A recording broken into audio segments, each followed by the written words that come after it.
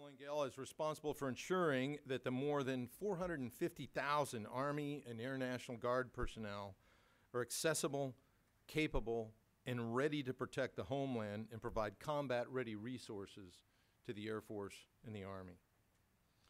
In the October issue of Joint Forces Quarterly, General Lengyel's article titled "The Operational National Guard, a Unique and Capable Component of the Joint Force," highlighted the National Guard's evolution into an operational warfighting organization since the first Gulf War in 1991. And I'd highly commend that article to you to read. So we're very honored to have him with us today to provide his vision of the National Guard and how it can contribute and how it is an integral part and parcel of America's national security strategy. So with that, please help me to welcome General Lengyel. Thanks very much. Well, good morning, everybody. Secretary Peters and the many friends I have out there, my attaché brothers, I have been in your chairs. I hope I give you something worthy of writing about tonight. That'd be a good thing. So I thank you all for having me here to speak to this group about the National Guard Bureau, the National Guard. Actually, it's so you may know that yesterday we celebrated the 381st birthday of the National Guard. Many of you were there. It's been quite an evolution of the force, and you know, I had the honor yesterday of going up to New York and doing a little spot on Fox, and that was my third year in a row. They seem to like to wish us a happy birthday and cut a cake, so I went up there and did that, and it was great. So I've got several key messages. I'm going to tell you what they're going to be here. The National Guard's different today than the one I joined. I'm going to tell you a little bit about why that is. Number two, the security environment has also changed, and I think the security environment has changed, and it has driven many of the changes that I see and I think of that have changed about the National Guard and the Air National Guard in particular. You know, and I was questioning myself this morning of, you know, when I started my clock on these changes is when I got in the Guard about 1991. You know, that was a lot of changes for the world, and I wonder if maybe I think these changes were just, I see them as changes to the Guard when really the entire joint force changed and we changed with it, and I'll talk about that. The third point is that the National Guard will continue primarily as a combat reserve of the United States Army, United States Air Force. We will integrate with them, we will evolve with them, we will modernize with them, we will fight with them, and we would derive all of our benefits and capabilities from that relationship. And I'll tell you specifically a little bit about the three things that we do. They're on that slide. It is my only slide that I have with me today, and I'll talk about that. And then I'll talk just a little bit about our business model and why I think we should keep it. And then hopefully I can run 20, 30 minutes or so on the conversation and then open it up for questions, and we can delve into what you guys want to talk about. So it is a different organization. Right after the first Gulf War, I transitioned myself into the Air National Guard and Texas Air National Guard. I was an F-16 pilot, weapons officer from Ramstein. I went to Texas National Guard, and I decided that I was going to make the 149th Fighter Wing and the 182nd Fighter Squadron the best fighter squadron in the United States Air Force. What weapons officer would not have a similar goal? And that was indeed my goal. And I got there, and after about 3 or 4 months of getting in, seeing the lay of the land, flying with the squadron, I realized I was in an environment I wasn't familiar with. We had 6 full-time pilots in the squadron, of which I was not one. At the time, I was a traditional guardsman and part of a civilian career and with the airlines as well. But we had pilots who were judges and doctors. I actually had a doctor who had practice downtown, but he flew F-16 on the side. Air traffic controllers. We had our share of airline pilots in the squadron. Had an insurance salesman, you know, who did these things. We did not have the professional. It was a good squadron. I mean, it was these people were credible aviators, but we did not have, I would say, the training discipline, the understanding of the battle space, the joint warfight capabilities that we came to evolve over time. Lots of folks had experiences in older aircraft, the Century series, F-100, F-102, F-4, and were relatively new to the F-16. I realized that as the weapons officer of squadron, I was going to change my goal. And rather than the best fighter squadron in the world, I was going to go safe, competent contributors. That's a different, kind of a little different level of participation that we had. But that was a snapshot in time. In 1991, they were solid performers, but they weren't the quarterback of the team. They weren't the folks that you were going to be able to be the mass mission commander in a joint war fight, in a coalition fight. But a lot has changed. I mean, much has changed from that time. The expeditionary nature that our Air Force took on, the Air Force demanded that the Air National Guard change its model. And the Air National Guard became exactly what the United States Air Force demanded it become. They required a more disciplined, a more professional approach to our training, a more integrated approach with the active component. We had units in the National Guard that had been many years without inspections, operational readiness inspections. I think that over time, the Air Force demanded, as we began, and the Air Force, actually force structure began to come down itself, the Air National Guard began to be relied on as part of the deployed force. And consequently, the influx, I would tell you, of many experienced aviators, F-16 aviators, even folks like myself, weapons school graduates in the F-16, began to instill inside the Air National Guard a different ethic, if you will, for how we're doing. And I would just tell you that leader development, folks going to schools, folks caring about the standardization and understanding of Air Force doctrine and what we did, those things were not part of the Air National Guard when I first joined it. And today, they have become a different part. And now, I would offer to you, in the past 25 years, the entire Air National Guard, and I'm speaking predominantly my experience as a fighter pilot, but I've seen it across every MDS, I've seen it across every platform in the new platforms, the cyber and the space regime, where the Air National Guard has grown that enterprise. You know, I would offer as an example that during a carrier gap earlier in this year in the Middle East, they were able to find the Vermont National Guard on a relatively no-notice deployment, packed up, deployed, went to theater, and in that squadron, 7 F-16 weapons school graduates. My son was on that deployment as the newest pilot in the squadron and the only pilot in the squadron who was only a wingman. And the experience brought to that fight was amazing. And that's not unusual across the National Guard. Any squadron, any weapons officer who would show up in any fighter, any squadron around the world now could go there and has all of the tools, all of the same talents, all of the same equipment as the active component squadrons, and would have every expectation of, could in fact realistically set a goal of the best fighter squadron in the world's best Air Force, as any fighter squadron would, anybody would. Okay, second one, so the Air National Guard is different. My second point is clearly the security environment has changed.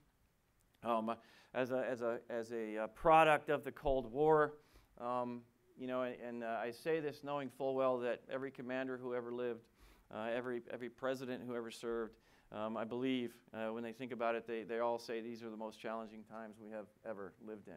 No one ever says everything's calm, good, we got it all right now, there's no problems in the world. But I would tell you that things seemed, to me, as I reflect on the past, as things seemed simpler then in the Cold War. The bipolar nature of the Soviet world and counterbalance of the United States. The war was, everybody knew whose side the partners were on. It was clear there were those aligned with the Soviets and those aligned with the United States. It didn't change very often. You know, there was other partner nations. There was, I would say, less competition to change partners, friends, and allies, perhaps than there is today. And I think the world is obviously different now. The Soviet Union fell apart. Russia has become aggressive nation once again, a player in the world stage. They are a powerful nation in the world stage.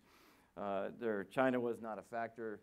As a young man, as a Cold War kind of player, it is definitely a rising China now. And in the competitive environment, it's now a multipolar world. Violent extremism had not risen to the global problem that it is today. We didn't talk about the 4+1 threats as we talk about that umbrella, Russia, China, Iran, North Korea, and violent extremism as we talk about those today. The rise of the non-state actor and the global nature of the threat, the multi-domain nature of the threat, the multifunctional nature of the threat, it was just simply a different world that we had to engage in. So that combined with, I think, the shrinking of the force, the nature of the force to become more expeditionary, again, changed the National Guard, the Air National Guard, into more of an operational force that it is today. I would offer also, we felt safe here at home. We felt that at the time we were invulnerable to attack. We no longer feel that way. The United States is no longer protected by these two big oceans. On its side, there are people and platforms that can attack the nation that we live in with non-nuclear weapons, and as long as the nuclear threat remains the same. Threat from internal and inspired threats from violent extremists was not a factor yet, but our competition has evolved. The global nature of the threat. The United States still remains, I believe, the most powerful nation in the world, the most feared military in the world, and that has changed the nature of the threat or the character of the threat. We are now, people try to engage us and compete with us in areas that don't involve kinetic operations. And we are no longer just in competition or potentially at war away from home in some foreign land. I believe continuously, day in, day out, we are in competition here, now, in the homeland, economically, in the information domain, diplomatically, across the entire dime as the environment changes. Transnational criminal organizations, those that fund violent extremists and other organizations have evolved. The additions of cyberspace and space into the warfighting domains have fundamentally changed things and the way we fight and the way we think about things, and frankly, the entire competitive net. I think there's no doubt that, as I say, that we are and remain, I think, the strongest military force on the planet. The qualitative military edge is not what it once was. While I believe that we can hold any point on the planet at risk, I believe we can surveil the planet. I believe we can reach any planet, any point on the globe. That qualitative military advantage and the ability to do that at will is not what it once was. So I think that we need to reassess and realign and consider how we compete around the globe. Our adversaries or potential adversaries or competitors certainly have. We are competing for partnerships. We are competing for access. We are competing for markets. And the competition has become, in my view, it is a whole of government competitive environment unlike anything it has been in the past. And the military aspect of that, while it is the power behind the competition, it does protect what we think, and it protects what we hold most dear. The success of the competition around the planet is going to be related predominantly to our access and to our friends and to our partners, which are ultimately important. Competition in the Arctic, competition for resources amongst the countries that weren't in the red camp or the blue camp before, but they are now highly sought after as areas for markets, areas with resources, and we are competing for access to those arenas. And the National Guard plays a big part, I think, in maybe you are aware, maybe you're not, but one of our core competencies is building partnerships and building friends and building alliances and strengthening the ones we have. And I'll talk more about that here in a minute. So third, the National Guard will integrate with the services. It is fundamentally who we are and what we do. 343,000 men and women of the Army National Guard, 105,700 in the Air National Guard. And we draw all of our strength from our relationship with our services. We explain to those who talk about us that, you know, we could not be who we are as a reserve component without the support, without what we get from our parent services. We have a relationship with them, the schools, the training, everything that we get is part of that. And you know, I think that the entire services, Army and Air, are in this adaptation phase now, realizing we've been at war for the past 15 years in the Middle East. We have failed to modernize our force as we should have. That qualitative military edge that we have lost needs to be regained. I think that beyond readiness of the force required to fight tonight, almost everything else will take second priority to the need to recapitalize and modernize the force to maintain the qualitative military edge. I don't believe it's a choice not to modernize the force, and I believe that's where we're going, to ensure that we maintain our dominance in the battle space around the globe. I think, you know, maintaining full spectrum readiness, we have modernized the force or maintained the force to the point where we have become very good at counterinsurgency operations. But I think in my world, the United States Army, United States Air Force, both require some significant resources and time to train to become full spectrum readiness again. And the National Guard plays a big role in that. I see our role in enabling the readiness of the active component force. The Air Force has leveraged us as a force now that is interchangeable with the active component now for 15 years. And they have allowed us to operationally deploy, allowing the active components time to come back and reset and build their readiness. The Army side of my hat, they are beginning to do the same thing. For the first time, we now have division headquarters in Afghanistan and Kuwait. We hadn't had operationally engaged owning battle space in the Army National Guard headquarters, division headquarters, since World War II, and we're doing that routinely now as a thing of the past. I think the operational force is what the service values most from the reserve component. And when you are an operational force, then the services are willing participants in the investment in your force. They will willingly keep your equipment the same as theirs. They will willingly invest in training opportunities. They will willingly deploy you. And that is the difference in my view when people on the Hill ask me, what is the most important thing to you about the force as we go forward? In my mind, if we're going to stay a relevant part of the national defense, we need to maintain the operational reserve construct that we have today. And to me, that means that at all times, in all operations, you will have recurring, predictable operational deployments of your reserve component.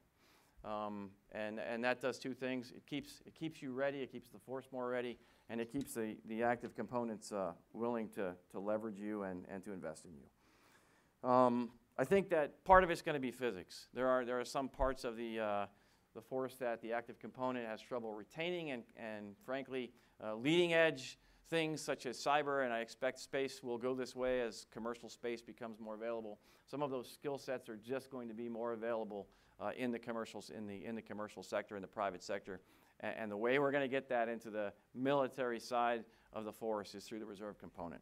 So I think that's a big piece of what we are. And I do not underestimate the importance of staying connected to the American people as the National Guard and Reserve component does. We are in every state, territory, and the District of Columbia. 2,600 communities. We go to war from cities and towns. We go to war and we go to deployments. We take America with us. Keeping America engaged in what the United States is doing abroad, I think is an incredibly important part of what the military does and our connection to society and what we do. So the operational force, everything works better. It's definitely in the service's interests. And I think about the operational force in two ways. One is the continued sustained use of the operational force.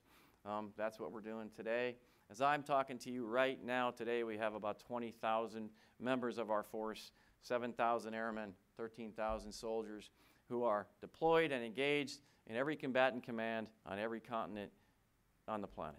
And as I tell you as the chief of the National Guard Bureau, I see that as a level of exertion that is relatively small. I take you back to 2005. We had 80,000 soldiers deployed to Iraq and Afghanistan, soldiers and airmen. And at the same time, we had 50,000 soldiers actually on duty for Hurricane Katrina in the States at the same time.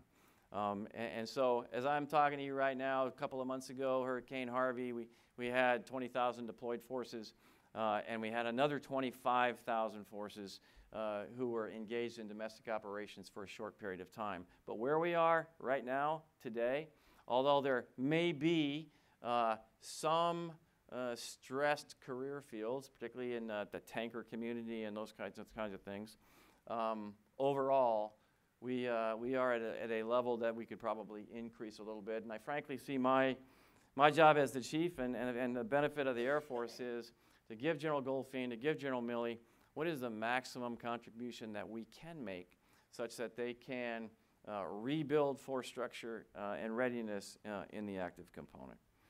So that is my view of the connection and the relationship with the services. It is who we are. It makes us up. We derive all benefits from that. So it brings me to these three missions. Next slide. Go back a slide. How did we mess that up? There we go. Okay. That is my only slide, and people tell me, hey, what are the three things you do?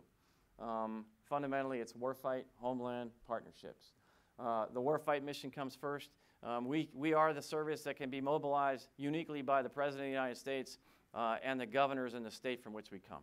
That's what makes the Guard different. The 450,000 men and women who are in the Guard, they swear an oath to two things, the Constitution of the United States and the Constitution for whatever state they belong in, and both the President can mobilize them and the governors can mobilize them. Sorry if I'm insulting your intelligence here, but many people don't know that. So I find that the warfight always wins. The federal mobilization will always win if there's a question over who has priority here. But the $10 billion-ish, round numbers, that we get in the Air Force, the $16 billion we get in the Army, we get that to build combat capacity in the warfight domain. 90 wings, a third of the fighters that General Goldfein has at his disposal belong in the Air National Guard.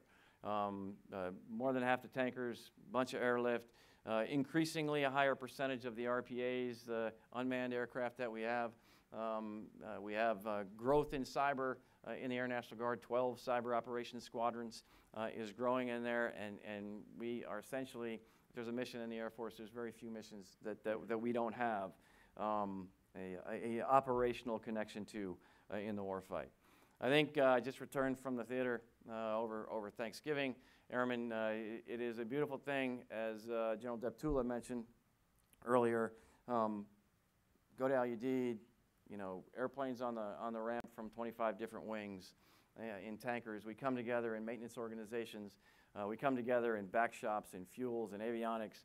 We work seamlessly together, and I used to think that I wasn't surprised that you couldn't tell the difference, but as I watched it again myself on this last trip into theater in the Middle East, it is a thing of beauty to see the integration of the active component, the reserve component, the civilians. We have built something special in the United States Air Force. We are held out, I believe, as the model for how to do integration. So warfight continues to be there, and we're continuously engaged. Note there's no clear lines between warfight, homeland, and partnerships anymore. That's mod 2 to this slide, because I believe, honestly, that we are constantly in any one of these things at any given time. There's necessarily no away game. I don't think of an away game. The gray space with which we compete in these days, it exists in the warfight, it exists in the homeland, and I don't see clear and clean separations as we talk about the competitive nature in the world that we live in today. The homeland. So we hold that as not clearly and only our mission, but we think about it a lot. I'm very careful to say that when bad things happen in the homeland, everybody helps. The active duty helps. All the reserve component helps. Everybody comes together, but we think about it every day. We think about it. We work with the first responders. We work with the people who it is their job to plan for contingency operations. I've never seen it work better than I just saw. We saw work with Hurricane Harvey and Hurricane Irma. Massive forces were able to come together, uniquely orchestrated by the civilian emergency response organizations inside the state of Texas, which whenever you read and you study these events, these organizations and the responses to them are best handled and handled quickest at the local and state level, augmented by external forces. At first the National Guard, then surrounding National Guard, and then augmented by Title X. In this particular hurricane season, probably one of the most dynamic cyclone hurricane seasons we've ever seen. We two Category 5s and one Category 4 hurricane within the span of 6 weeks or so. Devastating damage, but impressive response. And we are poised to respond anywhere we go. I was struck by my trip to California last week. I saw several thousand California National Guard members coming together to do logistics and security operations and prepare to have hand crews to deal with the fires, all integrated with CAL FIRES and California Emergency Operations and FEMA and California Highway Patrols, and they work together and they do that every day. We had a Reaper flying overhead that fire 24/7. Even have one going over there right now in the Thomas fire that is helping those firefighters find hot spots and they're preventing damage. It's an operational domestic use of a platform that I don't know that we envisioned doing that in domestic ops when we first got it, but we are doing it now, all under the control of the dual status commander and the California National Guard. And I'll just mention that I was up in New York yesterday, 2 days ago, and some of you who have been to New York have seen the men and women of Task Force Empire Shield who are working in Grand Central Station and the airports and the bridges, and when the bomb went off the other day in the bus station up there, the first 5 soldiers at the scene were members of the New York National Guard who were there. The first guys on the scene who actually found the perpetrator, who was still alive. They held him at gunpoint. There was a Sergeant E5 who showed up and made sure that the train that stopped at the train station didn't open the doors, kept going. They didn't know if there were other bombers there or other people trying to get away. National Guard soldiers did that, and they do it every day. They've been on duty, on state active duty in New York City since 9/11, and I think that's an important piece. Next, the homeland piece leads into partnerships. I think that as I conveyed to you earlier, the competition, there is nothing I think Secretary Mattis or United States military values most in our relationship with our allies and partners. One of the things that I believe we have helped grow in the National Guard is our relationship via the State Partnership Program, which has grown now to more than 80 nations. These relationships build trust. They build combat capability. They started off 25 years ago in next spring with 3 relationships in the Baltics. And those relationships now, I was in USAFE, on the USAFE staff in 2004. The question came up of why are you having these relationships with these partner countries? They're joining NATO, they're part of the European Union. The partnership has worked. Now, why are we still expending resources on these partnerships? And the chief of the National Guard Bureau at the time was a guy named H. Stephen Blum, and he had the vision to say, look, you know, the benefit of these relationships have not yet even begun to pay dividends to either the host nation or the partner nation.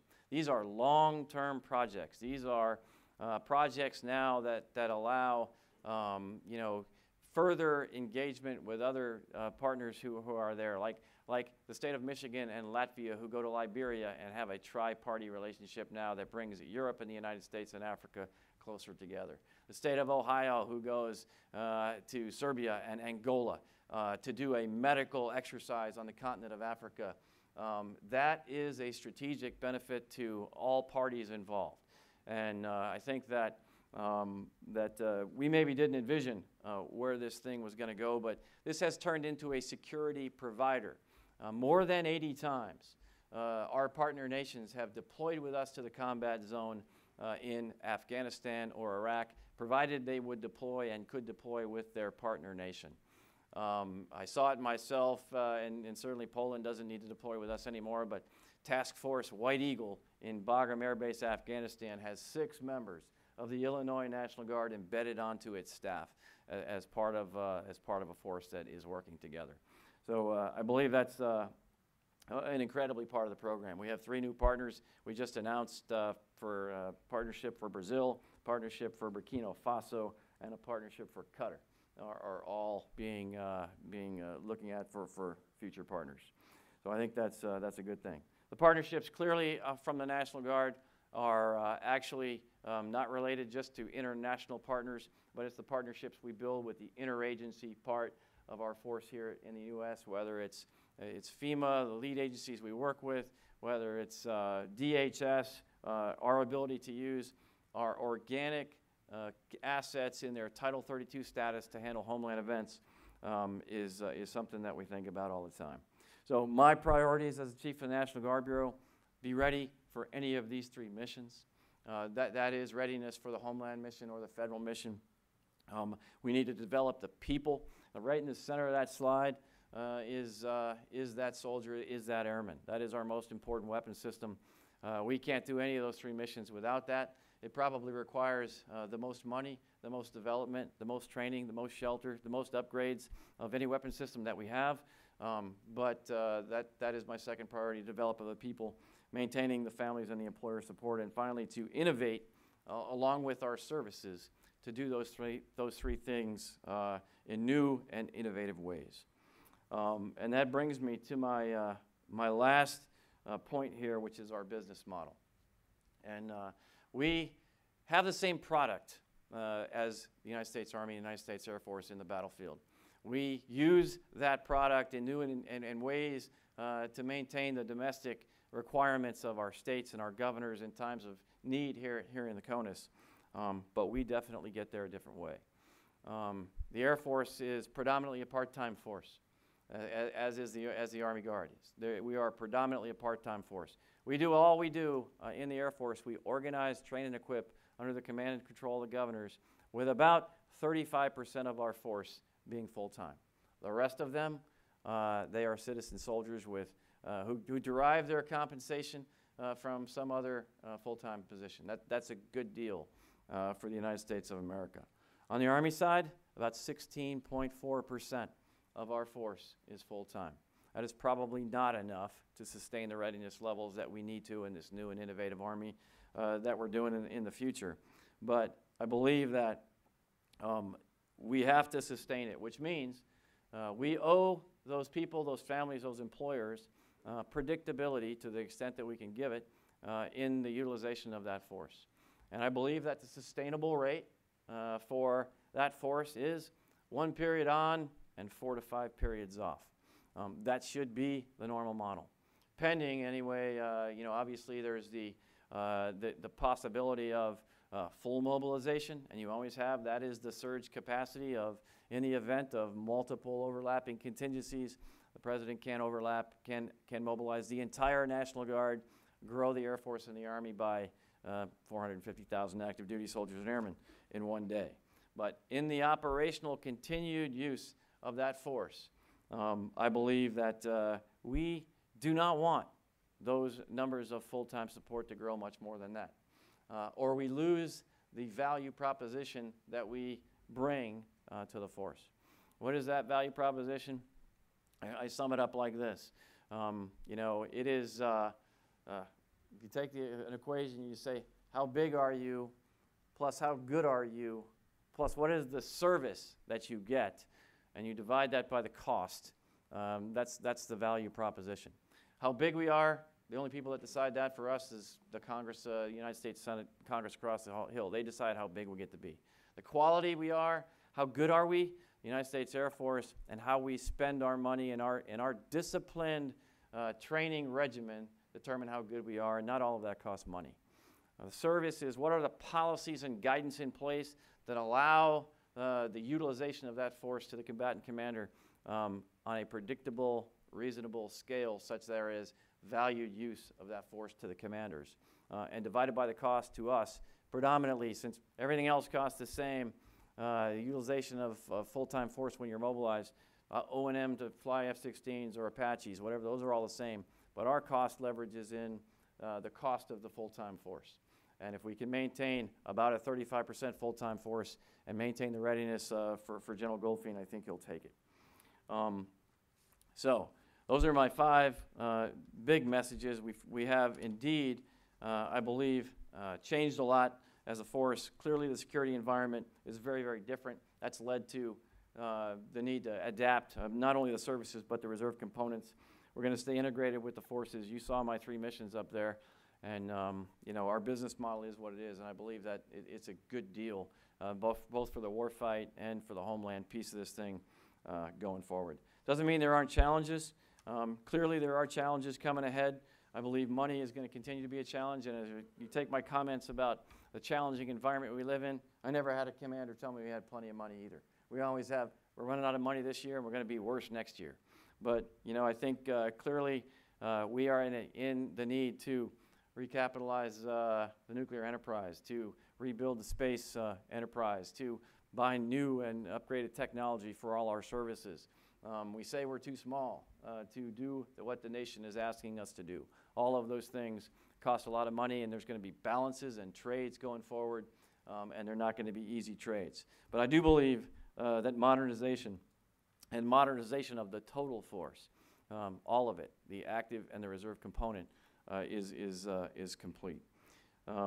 Issues that the Air Force is facing, such as pilot shortages, we faced those things before. We will face them again. There are no, I believe, easy answers, or we find them. The Air Force is looking at every conceivable solution to find the right solution to utilize pilots in billets where we can get them.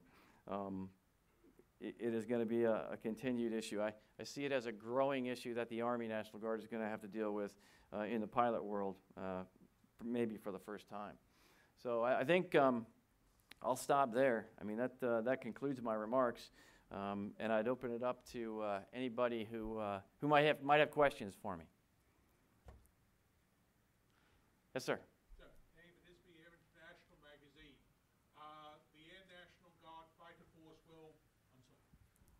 The Air National Guard Fighter Force will rely predominantly on F-16s and F-15s for the future. What do you think about investment in modernizing and sustaining this force? Do you consider it adequate, and what would you like to see? Yeah. So I think that you know, part of the best business case going forward for the Air Force will be to do smart modernization.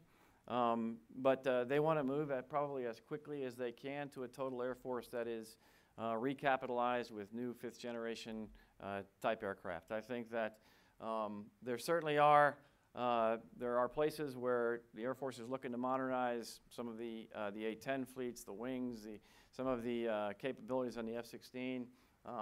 You know, I think there's a trade-off between maintaining combat viable platforms where we can deploy them and use them in combat situations, and versus what can you save and reallocate those funds towards the purchase of new and equipment. So those are things the Air Force spends a lot of time thinking about. And you're right, we do have a lot of those. I think we have 14 squadrons in the Air National Guard that are F-16s. But right now, those are pretty capable squadrons. And one of the ways we've been able to keep them, frankly, capable in the warfight is our innovative ability through the Air National Guard Air Force Reserve Test Center in Tucson to modernize them. Modernize them with quick commercial off-the-shelf techniques to speed the acquisition system to maintain the viability of those things into the future. And we'll continue to do that and use the National Guard Reserve Equipment Account funds that we get to modernize our platforms to keep them viable. You know, those are some of the trades the Air Force is looking at. Thanks, good question. Back in the corner back there. Me with Federal News Radio. One of the biggest concerns of your predecessor, General Grass, was about the cyber training pipeline, not for 2018, but past 2018. I was wondering if you've widened that pipeline. Do you feel better about the prospects of that, and you know what's kind of the status of those things? Yeah, I believe our cyber pipeline is still constrained. Some of it is constrained by our ability to find people that can fill it. I mean, that can actually qualify to go to the slots. The United States Air Force is giving us the slots we need. The United States Army has been a more competitive process to get the training slots. Part of that reason has been on the Army side, we have 12 cyber protection teams that we're building. And the Army sees those as surge requirements. They're not part of the Army Cyber Mission Force. Whereas all of our cyber force structure on the Air Force is part of the Air Force's Cyber Mission Force. So there has been, you know, we're getting the slots, but they're slow and they're hard to come by. Question. Thank you. Yes, sir. That's you, right there. Okay, yeah, I just waiting for a microphone. Hi, General. Hang on, they got one coming here.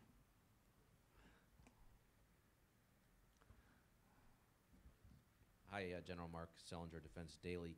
There's been some debate about whether to pursue a replacement for JSTARS or try to develop something that's more survivable in contested environments. What's your view on this, and how do you think this is going to end up being resolved?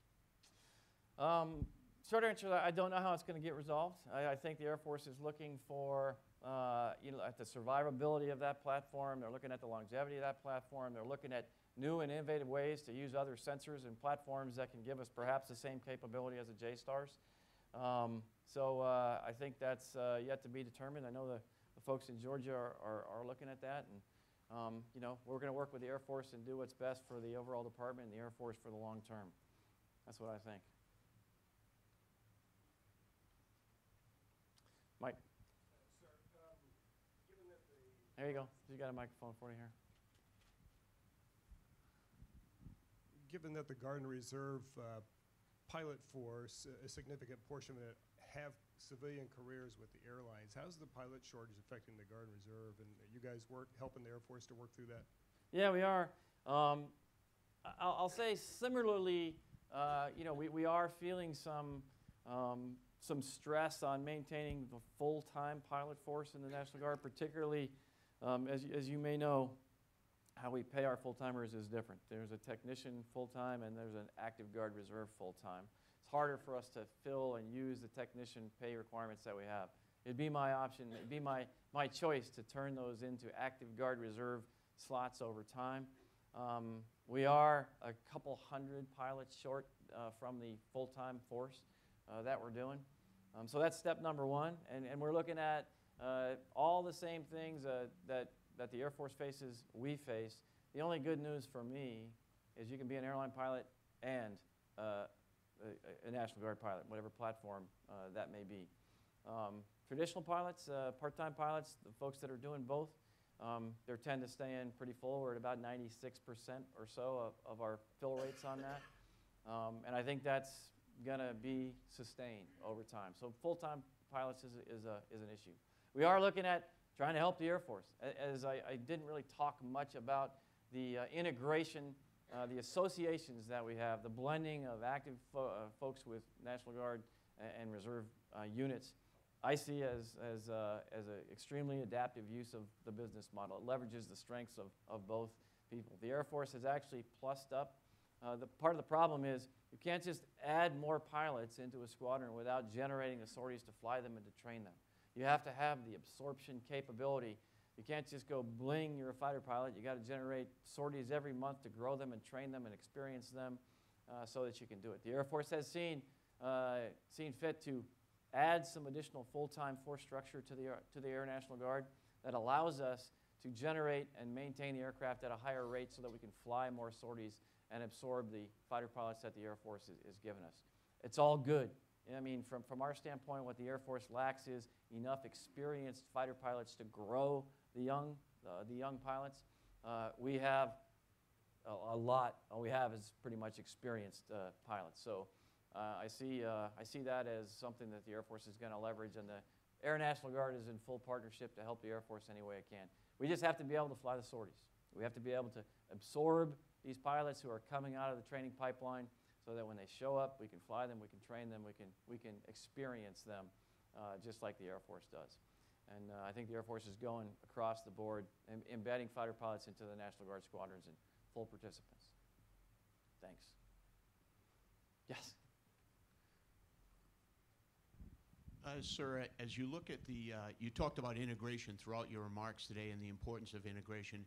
As you look at your airlift fleet, and particularly your tactical airlift fleet, do you have concerns that all of the services are recapitalizing while the Guard and Reserve is basically just modernizing, and their inability to integrate if they are a separate force? Yeah. So, you know, kind of one of the foundation principles of the total force here is we need to look as close to the active components as we can possibly do it.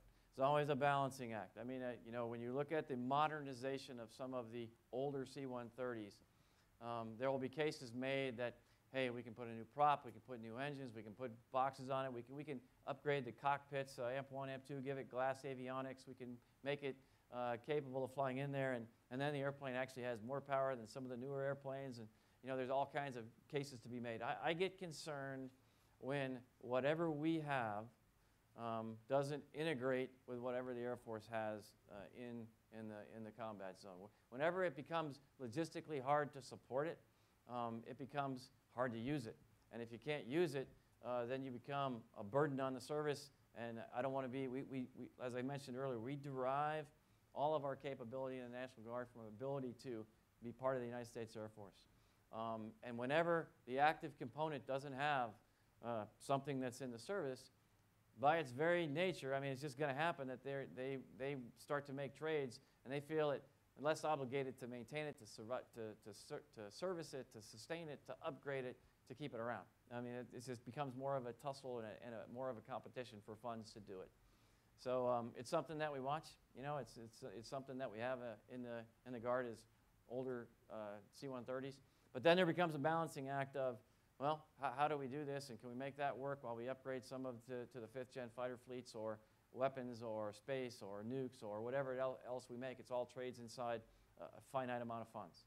And so I believe the Air Force is looking at it. I believe the Air Force is committed to sustaining that fleet and modernizing it so that it's a competent and capable fleet in the future. But yeah, it's a concern for me. Does that answer your question? Okay. What else? Back in the corner back there. Good morning. I'm Rachel Karras with Inside the Air Force. So as the Air National Guard helps support the ramp up of troops in Afghanistan, can you speak to what more resources you're looking for, either from Congress or within the Air Force, to help support that, you know, in terms of aircraft or people or training? You know, you mentioned all these things. So, I mean, in order to support the combatant commanders, you know, our forces here, we maintain readiness just like the Air Force does. I mean, to go to fight in Afghanistan, we need no additional resources to go and do that. We concentrate on making our force ready here. You know, it's somebody else's job to get us to the fight. Transcom, whoever's going to figure out who's going to get us there, that falls into somebody else's bandwidth. There's not an issue of we don't have, you know, transportation to get National Guard force structure to wherever it needs to be. It becomes what is the readiness of our force that the combatant commander has asked for, you know, right now we're getting the resources that we need to get the forces ready to deploy before they go. Okay? Yes, sir. Yes. The future of the Army Apache force in the National Guard. How do you see that evolving? Is that set, and at what level?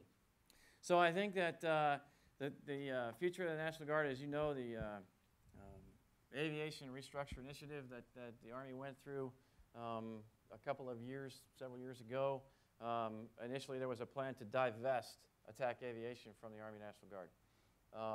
The National Guard pushed back on that. We believe that it was not a good idea to take all of the Apaches out of the National Guard. We had 8 battalions at the time. National Commission on the Future of the Army was developed. They looked at the issue, and they came up with a recommendation that we retain 4 Apache battalions with 18 aircraft in each battalion in the Army National Guard. It is my belief that in the relatively near term, we'll station those 4 Apache battalions. I believe, as the Chief of the National Guard, it's incumbent upon us to abide by the recommendations of the National Commission on the Future of the Army. I believe that it will be a challenge going forward, keeping 18 aircraft in each one of those battalions, yet we deploy them in batches of 24. So every time we have a deployed unit, and they're all in the deployment cycle right now over the next couple of years, we have to break the successive units to cross-level aircraft and make them more ready to go on their deployment. So I believe, and it is my hope, that over time, that once these Apache battalions are stationed, then we can begin the discussion of growing all of the Army's Apache battalions. They all don't have 24, including the active component. We should grow them all to 24 AH-64s per battalion. That would be what I think is appropriate. Fundamentally, that's a decision for the United States Army and the Secretary of the Army, but that would be my recommendation to both those gentlemen at this point. Thank you. Back in the back. Sir. Morning, sir. My Morning. name is Michael Friel. I'm a senior analyst with the Answer Corporation. With what? Senior analyst with the Answer Corporation. Okay. And also a second lieutenant in the D.C. Army National Guard. All right. 273rd Military Police Company. Thanks for your service. It's an honor to serve, sir. Thank you. Okay. And sir, just wanted to point out, as you mentioned too earlier in your remarks, we've dealt with a very large number of hurricanes this past year. And I was part of a task force that was slated to go down to Puerto Rico, but after I think it was just shy of 3 weeks, sir, we never got the green light from the Pentagon in terms of going down for support. So I guess my question is, how can we? The D.C. Guard is unique in so much as we don't have a governor. Right. We're the only federal National Guard bureau. Right. Or National Guard unit. So how can we address this issue so that we can be more ready to go down and help when the mission is called for, sir? Yeah, good question. Yeah, the D.C. National Guard is unique. Just when you think you understand all about the Guard, you find out there's the D.C. Guard, and they can't go in a state active duty status. You have to go in a 502 AFA, Title 32 federally funded status. I do believe that there are instances when the operational use of the National Guard should be done in a federal training in a federal Title 32 status, paid for under federal protection. Some of those, and I intend to work with OSD policy and provide a recommendation to the Secretary that we relook at how and when we actually send forces. There's lots of reasons that we should have sent, I think, in my view, forces to Puerto Rico in a Title 32 status, because they can be better supported. When you have 100% federal reimbursement for 6 months, our issue shouldn't be money. It should be, how do we get them there? And there are other issues with sending guardsmen there without protections from USERRA, so they leave their states and they go down there in a state status for long periods of time. Although there are some states that have protections in USERRA, we need to relook at that. So I'm sorry you didn't get to go. I do understand there were other states who asked to go in a Title 32 status, which was ultimately denied. And I think that's an issue that we're talking about right now inside the Pentagon. Good question. Anybody else? Yes, ma'am. I don't know if you need the microphone. Yeah, let's get one. Let's get one.